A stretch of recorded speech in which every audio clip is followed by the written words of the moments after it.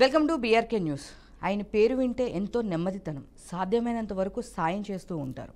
So పిల్లలు ఎంతోమందికి heart operations చేయించారు. సో ఎవరో కాదు, మన అందరికీ తెలుసు, సూపర్ స్టార్ మహేష్ బాబు గారు. సో ఈరోజు ఆయన గొప్పతనం గురించి మాట్లాడుకుంటున్నాం అనుకుంటున్నారేమో, కానీ ఈరోజు ఈడీ నోటీసులు కూడా ఇచ్చారు. సో ఎందుకు ఇచ్చారు ఈ నోటీసులు, అసలు ఏం జరిగింది? సాయి సూర్య డెవలపర్స్ ఈ రియల్ ఎస్టేట్ దానికి ఆయన బ్రాండ్ అంబాసిడర్గా చేస్తూ ఉన్నారు. సో ఇలాంటి పరిస్థితిలో ఆయనకి ఈడీ నోటీసులు ఇవ్వడం జరిగింది. దీని గురించి మన చిట్టుబాబు గారితో మాట్లాడదాం.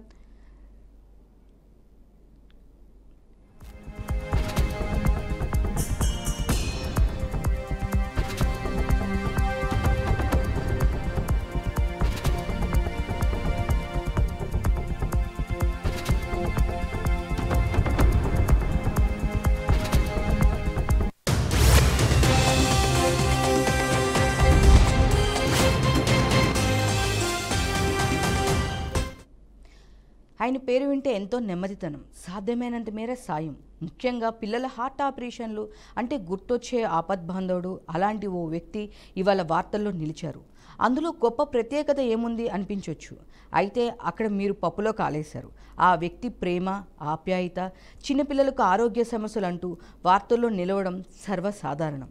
సినిమాల్లో మంచి ఫాలోయింగ్ పెంచుకొని కుర్రకారుని ఉర్రూతొలగించడం విషయాల్లోనూ వార్తల్లో నిలవడం పెద్ద ప్రత్యేకం కాకపోవచ్చు. కానీ ఆ వ్యక్తి, ఆ హీరో, ఆ మానవతా హృదయుడు 5.9 కోట్ల రూపాయల వ్యవహారాల్లో చిక్కుకొని వార్తల్లో నిలిచాడు. అతడే సూపర్ స్టార్ మహేష్ బాబు. నటుడు Mahesh Babu enforcement director ED నోటీసులు జారీ చేసింది. మరి ఆ నోటీసులు ఈడీ ఎందుకు జారీ చేసింది? ఎలాంటి కాంట్రవర్సీల్లో ఉన్నాడని మహేష్ బాబు ఏకంగా కోట్ల రూపాయల నగదు లావాదేవీలో ఇరుక్కోవడం వెనుక అంతర్యం ఏమిటి? మహేష్ బాబు ఎన్నో మంచి మంచి కార్యక్రమాలు చేయడం మనం చూస్తూనే ఉన్నాము. సో ఎన్నో కార్యక్రమాల్లో ఎంతోమంది చిన్నపిల్లలకి సహాయం చేశారు.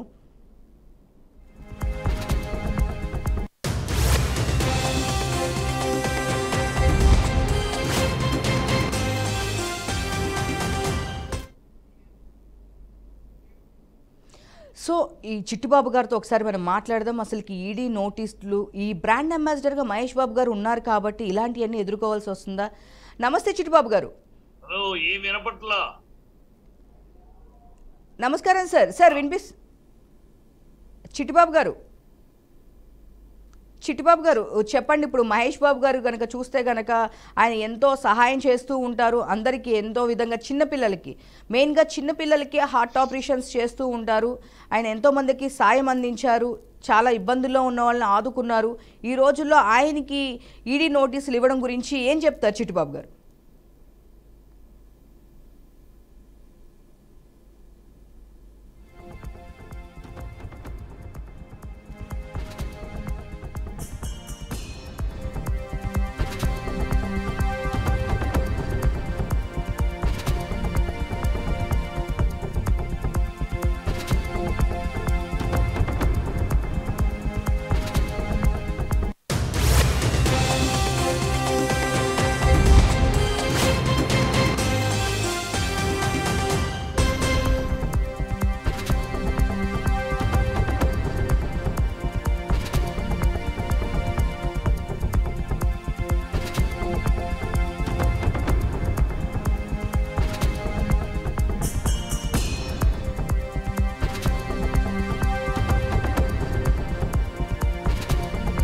వస్తుందండి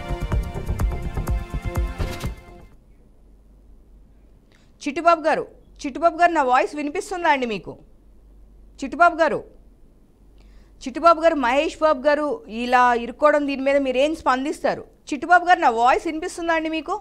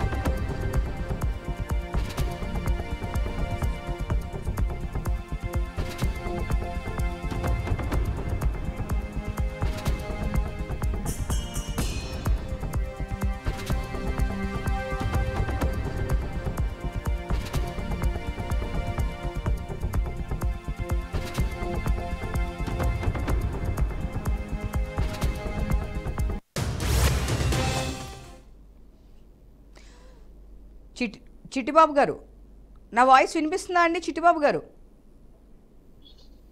చిట్టిబాబు గారు, చిట్టిబాబు గారు సార్, నా వాయిస్ వినిపిస్తుందా సార్ మీకు? చిట్టిబాబు గారు,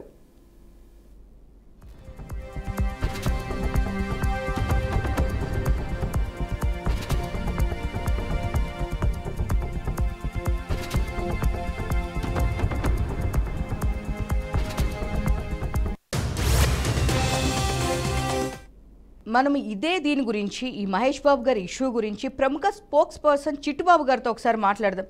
చిట్టిబాబు గారు, చెప్పండి సార్. అంటే ఇప్పుడు ఉన్న ఈ బ్రాండ్ అంబాసిడర్స్ అందరికి ఇదే ప్రాబ్లం అవుతుందా? హీరోలకి మనం రీసెంట్ గా చూస్తే హీరోలందరికీ వాళ్ళు ఇది వాళ్ళేమి దీంట్లో ఈడీ నోటీస్ రావటంలో ఏదో ట్యాక్స్ అట్లా ఏదైనా ఉంటే అది క్లియర్, అది పెద్ద ప్రాబ్లం కాదు. అసలు యాడ్స్ వాళ్ళు ప్రమోట్ చేశారంటే వాళ్ళకి వాళ్ళ ఫేస్ వాల్యూ ఉంది కనుక వాళ్ళని అడుగుతారు, వాళ్ళ ఫేస్ వాల్యూకి ఛార్జెస్ చేసుకుంటారు. దాన్ని వీళ్ళేమి కొనేవాడికి ఉండాలి కదా, కొనేవాడికి బాధ్యత లేదా? కొనేవాడు ఈ చెప్పాడు అనేసి వెళ్ళాను నేను బ్లైండ్ గా సంతకం పెడతాడా? కొనేవాడు ఏంటి పేపర్లు ఏమున్నాయి, కరెక్ట్ గా ఉన్నాయా, ఈసీలో క్లియర్ గా ఉందా, లింక్ డాక్యుమెంట్లు కరెక్ట్ గా ఉన్నాయా చూసుకోరా? వాడు ఎవరికి అమ్మింది ఇంకోటికి అమ్మాడు అనేది మహేష్ బాబుకి ఏం సంబంధం? మహేష్ బాబు ఇది నివాస స్థలము, బాగుంటుంది, ఇక్కడ సిటీలో ఎటు వెళ్ళాలన్నా 15 నిమిషాల డ్రైవ్ లో వెళ్ళొచ్చు, ఇలాంటి విషయాలు అది వాస్తవం అవి చెప్పాడు. అంటే కొనేటప్పుడు కొనేవాడికి ఉండాలి కదా, కొనేవాడికి ఆ జాగ్రత్తలు ఏమిటి, లింక్ డాక్యుమెంట్ ఏంటి, ఈసీలో పేరు ఏంటి, ఈసీలో ఆల్రెడీ ఒక పేరు ఉంటుంది, ఒకసారి ఒకరికి అమ్ముంటే ఆ పేరు ఎంటర్ అవుతుంది కదా, చూసుకుని కొనాలి కదా. ఏ కాకుండా బ్లైండ్ గా మహేష్ బాబు చెప్పాడు, నేను బ్లైండ్ గా డబ్బులు ఇచ్చేశారు వీడు. ఎవరన్నా మహేష్ బాబు చెప్పాడు అనేసి కళ్ళు మూసుకుని సంతకాలు పెట్టారా? All these things trash. ఊరినే అంటే సెలబ్రిటీలు కనుక ఊరినే వాళ్ళ మీద ఒక బురదాలంటారంటే వాళ్ళు సెలబ్రిటీలు వాళ్ళు అడుగుతారమ్మా, వాళ్ళ ఫేస్ వాల్యూ ఉంది కనుక వాళ్ళకి ప్రమోషన్ కి అడుగుతారు, ప్రమోషన్ అడిగి చేస్తారు. ఇక మీరు ప్రమోషన్ చేసేప్పుడు ఈయన వాళ్ళు ఏం చూస్తారు, ఏం చూస్తారు? వ్యాపారం అది వేరు, వ్యాపారం చేసేవాడు వేరు. చిట్టిబాబు గారు కరెక్టే. అంటే దీంతో పాటు ఇక్కడ మనీ లాండరింగ్ జరిగింది, సో దాని వల్ల కూడా తెలియాలమ్మా. అది అపవాదే కానీ ఆరోపణ కానీ మనీ లాండరింగ్ జరిగిందా, క్యాష్ 5లో కొంత క్యాష్ తీసుకున్నారు, ఇవన్నీ ఆరోపణలు.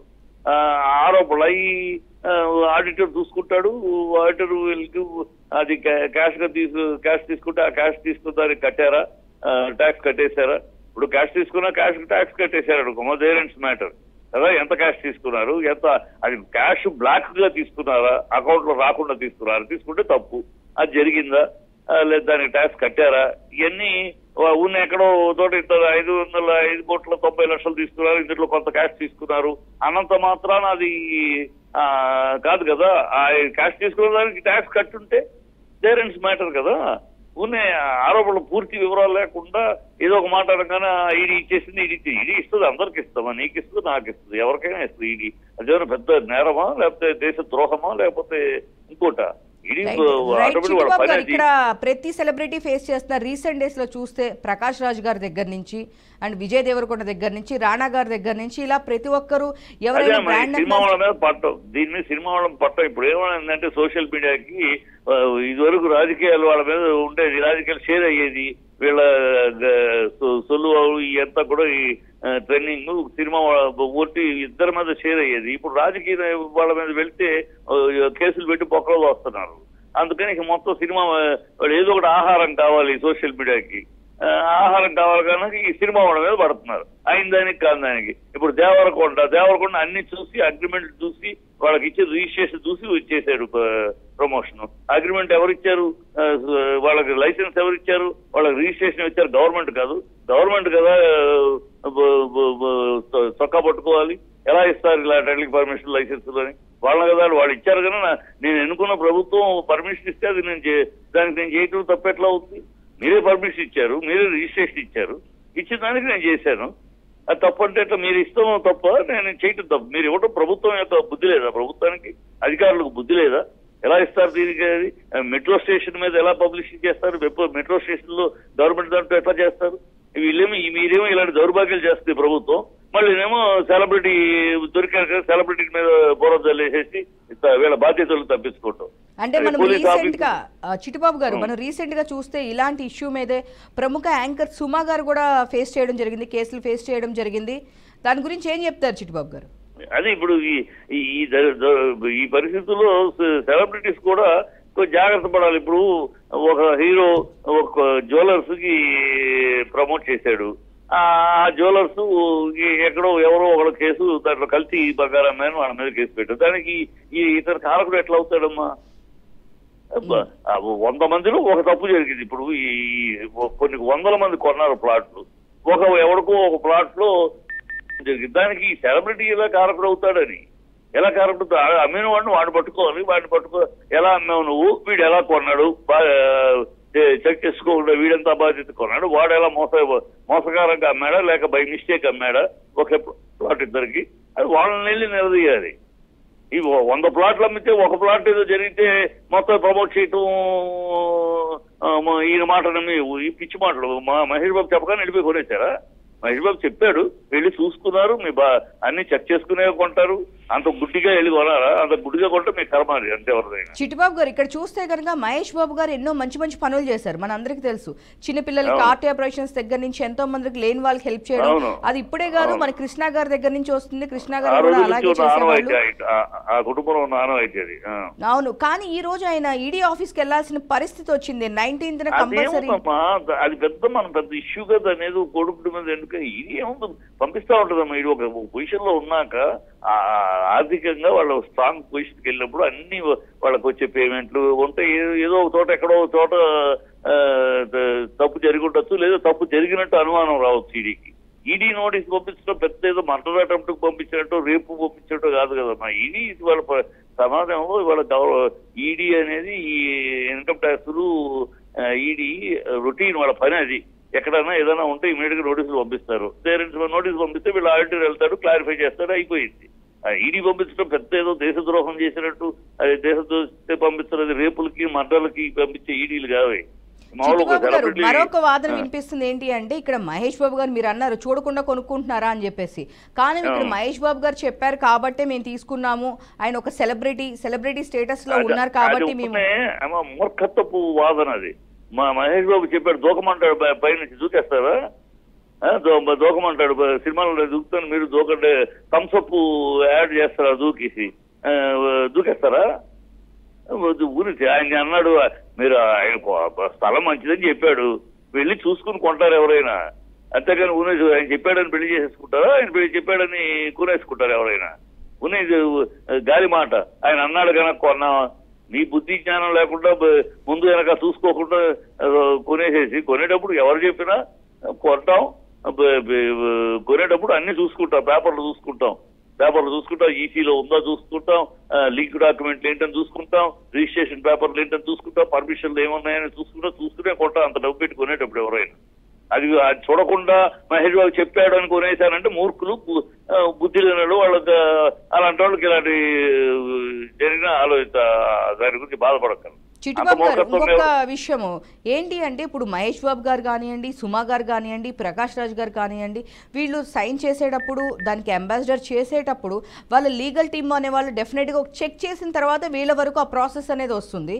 వీళ్ళు ఆ తర్వాత మాత్రమే చేస్తారు కదా. కానీ ఎన్ని చేస్తున్నా కూడా వాళ్ళ మీద అభియోగాలు అనేది ఆగడం లేదు. రోజు రోజుకి అంటే చిన్న స్థాయి నుంచి ఒక చిన్న అభియోగాలమ్మా, ఇది అర్థంలేని అభియోగాలమ్మా. ఇవన్నీ మనం మీడియా దాన్ని హైప్ చేయడం తప్పితే ఏదో ఈడీ మామూలుగా క్లారిఫికేషన్ అంతే. ఈడీ పంపించిన నోటీస్ దాంట్లో క్యాష్ తీసుకున్నారని మాకు తెలిసింది, మా దగ్గర రికార్డ్స్ లో క్యాష్ తీసుకున్నట్టు ఉంది కొంత. ఆ క్యాష్ సంగతి ఏంటి పేరు, ఆ క్యాష్ ఏంటి, క్యాష్ ఎందుకు తీసుకున్నారు, క్యాష్ ట్యాక్స్ కట్టేస్తుంటే అయిపోయాయి. క్యాష్ ఏదో పేమెంట్ కట్టా, రిజిస్ట్రేషన్ కట్టా, అది చూపిస్తే సరిపోయింది. లేదు ఒకవేళ బై మిస్ అయిందంటే ఫైన్ కడతారు. ఏంటి పెద్ద విశేషం ఏముంది? ఈడీ అనేది పెద్ద ఇవాళ ఉన్న ఆర్థిక పరిస్థితుల్లో సెలబ్రిటీస్ ఉన్న పొజిషన్స్ లో కోట్ల మీద ఉన్న వ్యాపారాలు ఈ ఈడీలు మామూలు రొటీన్. అది పెద్ద విశేషం కాదు. అది పెద్ద అతను చెప్పాడు కనుక కొన్నాననేది మూర్ఖత్వపు వాదన.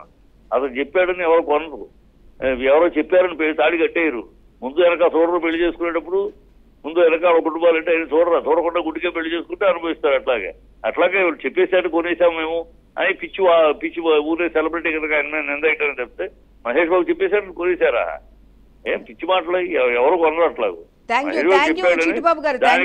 మహేష్ బాబు చెప్పాడు అనేది ఎందుకు చెప్పిస్తాడు?